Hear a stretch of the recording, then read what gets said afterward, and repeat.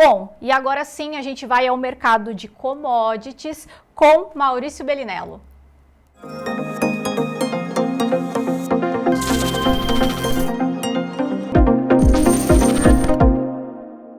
Maurício, bem-vindo. Fala, Braga, bom dia, boa tarde. Boa tarde? Já, boa tarde. Boa tarde a todos.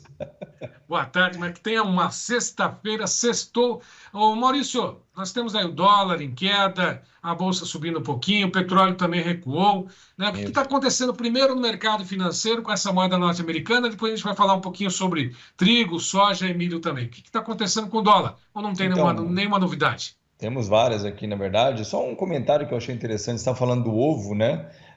Nos Estados Unidos, eles estão atingindo o maior preço da sua história. Hoje, para vocês terem uma ideia, o preço médio do ovo, da dúzia do ovo nos Estados Unidos, está em quase $8.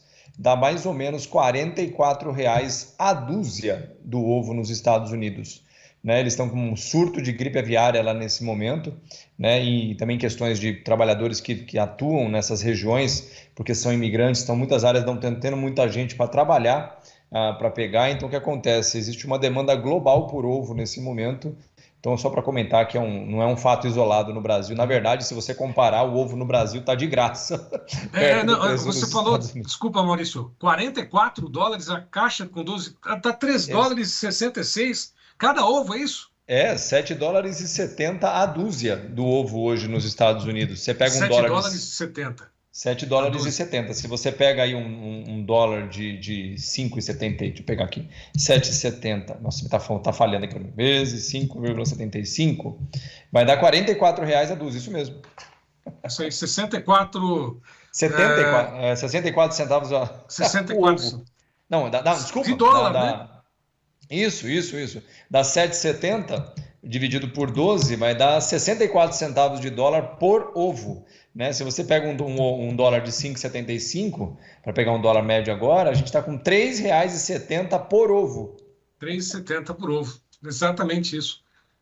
E E tirando, só para aqui, complementar, né, a gente está vendo agora sim, nesse movimento global de agrícolas, né, é um movimento, até comentei desde o ano passado, que eu esperava um movimento de alta, início de um ciclo de alta nas commodities agrícolas. Ele adiantou um pouco por enquanto para a gente. Né? Curiosamente, na aula que eu montei com os meus alunos lá no dia 29 de fevereiro, a gente fez uma montagem de operação a favor da alta no trigo, quando ele estava a 5,60, mais ou menos 5,65, né, no contrato julho, subindo para caramba, mas a gente está vendo esse mesmo fenômeno das duas uma, ou com enorme dificuldade para cair, ou com altas já se colocando muito fortes, como no milho, no trigo. Isso para não falar do café, essas coisas que aí a gente está falando de um pessoal que está meio fora, mas mesmo a soja, com uma dificuldade gigantesca para cair, né, dentro desse movimento, no contrato julho agora aqui, chegou a bater hoje 10,77, né, então é isso, Braga, estamos com movimentos muito bons, e hoje no caso do dólar, né, é bom falar disso, porque está tudo gravado, você não precisa nem acreditar em mim. No ano passado, início desse ano, que eu estava com uma expectativa de queda no dólar, até falei de 5,70, hoje o dólar trabalhou a 5,70, agora há pouco, inclusive a questão de uma hora. Então, nesse momento, para mim, a expectativa de queda do dólar está atingida. A partir de agora, a gente precisa de movimentos mais agressivos no dólar globalmente, só que tem um detalhe. O dólar globalmente também perdeu força de forma muito relevante. Então, ao longo desse ano agora aqui, especialmente se o dólar cair contra o euro, contra a ien, contra as maiores moedas do mundo, não é a próxima resistência, o próximo suporte, Braga, do dólar é na casa dos 5,40. 5,40, projeção de 5,40, na casa de Se o dólar 5,40. seguir caindo mundo afora, é para esse número que a gente está olhando. Mas, de novo, para mim o objetivo está atingido, é Sim, 5,70. Né? Agora, 5,70. se a pressão global na queda no dólar continuar, não está exatamente fora do radar a gente falar em dólar de 5,40 ainda esse ano. Isso contraria totalmente aquela pesquisa Fox, falam, não, vai manter no 6 na média, né? Lógico que isso ainda é uma média, né, É. das pesquisas, né? Agora, por quê? Porque Trump está interferindo no mercado global, né? Está mexendo na Ucrânia com a Rússia, está tentando um acordo de paz, mexendo, Isso. impondo tarifas.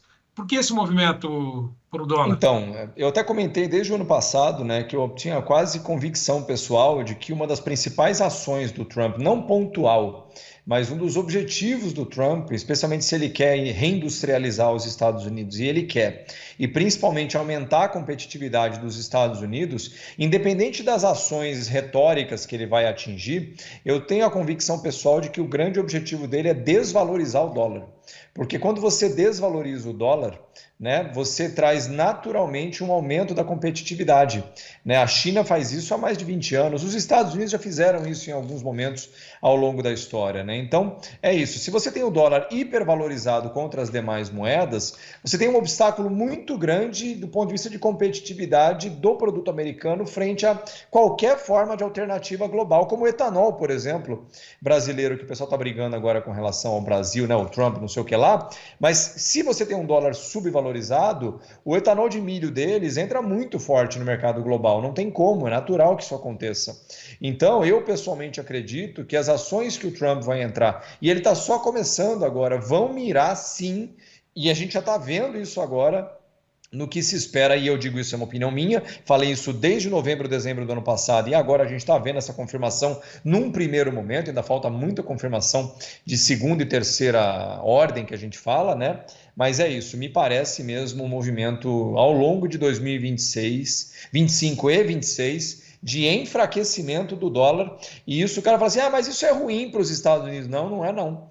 Isso pode causar num primeiro momento algum tipo de desgaste interno, mas uma moeda, o Brasil vê isso, o real, a gente pode falar do Brasil como a gente quiser, que o dólar no Brasil é caro, pergunta para a Vale se ela acha isso ruim, pergunta para Suzano Bahia Sul, pergunta para a JBS que vende boi, o real estar subvalorizado frente a outras moedas, ainda que internamente cause algumas questões de aumento de custo, mas para as exportações e para as indústrias é um ótimo negócio. Agora imagina os Estados Unidos agora enfraquecendo a sua moeda globalmente, o que é que isso causa do ponto de vista de desbalanço em favor deles. E do meu ponto de vista, ao final das estratégias gerais do Trump, o que eu espero, o que o Maurício, é uma opinião pessoal minha, que já vem de algum tempo, o que eu acho que ele está mirando é uma desvalorização sim do dólar frente às demais moedas.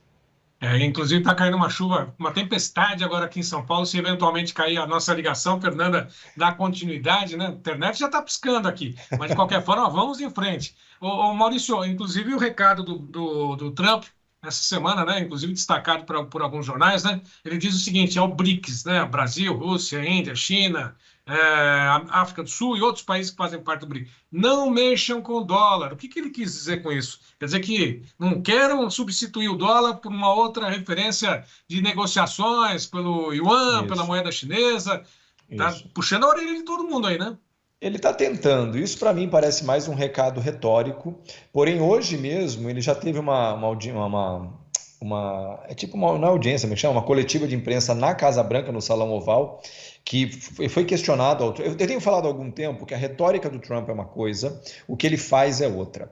E principalmente o mundo dele, que ele encontrou no primeiro mandato dele lá em 2016, 2017, não é o mundo de hoje, 10 anos depois. A China ganhou muito peso globalmente, a Rússia também, né, frente ao que eles tinham. Tanto que o Trump falou hoje, numa coletiva de imprensa, que a primeira reunião que ele quer ter com líderes de Estado é com Xi Jinping e com Vladimir Putin, na ideia de eles formarem um grande bloco global de poder. Isso já é um movimento no sentido dos Estados Unidos colocando que a briga com a China e com a Rússia agora vai ser uma briga, na minha opinião, muito menos aguerrida do que foi há 10 anos atrás. E isso, inclusive, ele já comentou que o objetivo principal dele é cortar todo mundo, os 3 grandes países, a despesa com orçamento militar pela metade.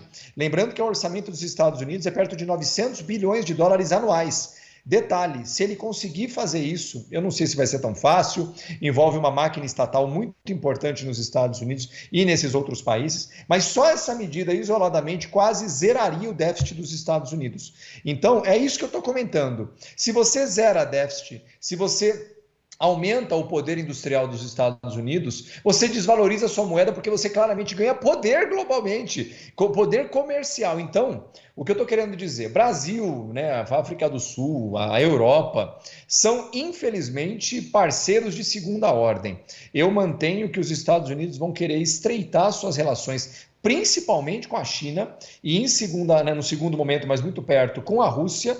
Mas é isso, do ponto de vista global, eu vejo nesse momento uma retórica muito importante, até porque os Estados Unidos, os produtos americanos, quando entram no Brasil, pagam menos impostos do que os brasileiros entrando nos Estados Unidos, então eles já têm uma vantagem do ponto de vista da entrada no Brasil. Mas é isso, essa medida que ele comentou ontem, foi no final da tarde de ontem, início de hoje, não é uma ordem executiva, não é como se fosse como o Brasil decreto. Tem, por exemplo, a medida provisória, né, o decreto presidencial. Ele é um memorando que prevê que em 1º de abril, se nada for feito, nós vamos ter uma mudança nas relações. Ou seja, o que ele está fazendo, e eu acho nesse ponto algo bem salutar, parece que ele está mudando um pouco a estratégia do ponto de vista da bateção de murro na parede o tempo inteiro. Ele está literalmente chamando todo mundo para negociar, para conseguir fazer a coisa meio se assentar. Eu acho isso, do ponto de vista diplomático, muito mais adequado, mas eu mantenho que isso, na minha opinião, só corrobora a tese de que o grande objetivo do Trump é estruturalmente desvalorizar sua moeda como forma de impor ainda mais fortemente uma política comercial e industrial global muito mais favorável aos Estados Unidos. E se isso acontecer, realmente vem acontecendo a intenção dele, o que fazer nas negociações, né, na compra de insumos, nas vendas, com o dólar, né? O que pode ser feito? Travar agora naquilo que está sendo negociado, porque nós temos o episódio dólar, que está sendo aí colocado à mesa. Nós temos também o clima nos Estados Unidos com relação à soja, que pode atrasar por lá. Nós temos já reflexos para o trigo, que disparou hoje diante de uma oferta menor global. O que o produtor pode fazer? Qual o recado que você deixa nessa situação? Bom, para a safra de soja que está chegando agora, né, que o grosso da safra do Mato Grosso, por exemplo, vai entrar nos próximos 30 dias, né, ou seja, não tem muito mais ao que ser feito, até porque essa questão que eu estou comentando de uma estratégia do Trump de mexer no dólar é algo que provavelmente vai ter efeito ao longo dos próximos 2 anos, né, ou seja, 2, talvez 3. Então, é algo de mais longo prazo. Pontualmente não muda nada para a gente. Eu, se fosse industrial no Brasil, estaria bem preocupado, né, porque o Brasil vive muito à base de subsídios industriais que podem ser tributações específicas, né, isenções. Isso é uma preocupação mais importante. Mas para o agricultor mesmo, se você me permitir dizer, eu acho que isso é favorável ao agro brasileiro, porque especialmente se a gente não sofrer de forma frontal nenhum tipo de atividade restritiva de acesso, que são os aumentos de impostos eventualmente, para o agro brasileiro é uma ótima notícia, porque a demanda da China não vai parar de subir, isso tende a começar ou acelerar um ritmo, isso estou falando já de 2026, um aumento do ritmo econômico global para todo mundo, e isso aumenta a demanda pelos nossos produtos. Então é isso, momentaneamente eu acho isso mais uma boa notícia do que uma má notícia. É importante deixar claro que tudo isso que ele tem falado e que afetam os países parceiros, do qual o Brasil é um dos grandes parceiros dos Estados Unidos, ainda é algo muito nebuloso, ninguém sabe bem o que vem por aí. Então, eu vendo a reação do dólar caindo, vendo a reação das commodities agrícolas subindo, né, eu acho que o cenário, por enquanto, está se delineando de forma a deixar o Brasil como um dos países menos atingidos por todas essas novas políticas. Até porque, e nesse sentido eu acho uma boa notícia também, o Brasil, especialmente nos últimos 10, 15 anos, Braga, o Brasil tinha há 15 anos atrás os Estados Unidos como de longe o maior parceiro comercial. Então a gente era muito dependente dos Estados Unidos. Hoje o Brasil tem a China como o maior parceiro comercial e os Estados Unidos estão em segundo colocado, próximo da China. Então a gente tem uma balança comercial bem dividida entre China e Estados Unidos, diferente, por exemplo, da Europa, diferente, por exemplo, do Canadá e do México, que são fortemente dependentes dos Estados Unidos. Então eu mantenho que num primeiro momento eu acho que é mais volatilidade apenas, mas ainda acho que as opções que o Brasil fez ao longo dos últimos 10 anos de fazer um mix melhor de parceiros comerciais nos deixa num primeiro momento com uma vantagem comparado com países principalmente como Canadá, Alemanha e México. Tá certo. Na segunda-feira a gente comenta as estratégias que o produtor pode adotar, Maurício, deixar o compromisso da tua participação conosco, se possível for, né, para que a gente possa estabelecer alguns trabalhos, né, algumas estratégias, na verdade, esse é o termo mais certo, né, que está trovejando aqui, vai cair de repente, né? Estratégias para o produtor diante dessa situação aí, principalmente de olho lá nos Estados Unidos, na China, na Rússia e principalmente com relação ao clima. Grande abraço para você, bom fim de semana, Maurício. Eu que agradeço, Braga, nos falamos então na semana que vem. Um ótimo final de semana a todos. Obrigado, igualmente.